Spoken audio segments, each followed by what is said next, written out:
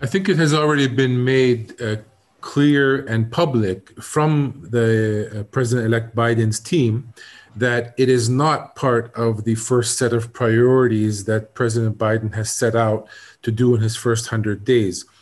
Sadly, he is inheriting not only a crumbled foreign policy as far as the U.S. concerns, but as you noted, a crumbling reality in all aspects of governance. The Israeli administration under Benjamin Netanyahu has used the Trump administration's presence to bulldoze literally forward by more settlement building and so forth. I believe that they will use this lull in the beginning of the Biden administration to continue doing just that, which is creating more facts on the ground to make it even more difficult for President Biden to take any constructive action forward.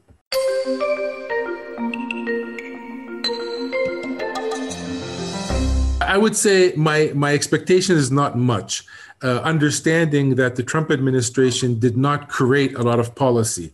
They actually implemented a lot of the policy that was already on the books from Congress. I would imagine that he will start by opening up the funding faucet back to the Palestinian side, whether that means serving the Palestinian coffers in Ramallah in terms of making sure the Palestinian Authority does not financially collapse, and maybe supporting UNRWA to make sure the refugee community does not collapse.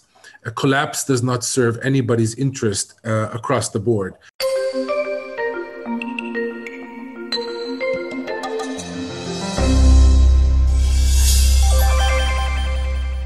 Two things. First, I think that there's a responsibility on the Palestinian side. We have just seen an announcement that there will be elections at all levels of Palestinian national governance. The Palestinian side needs to get its act together.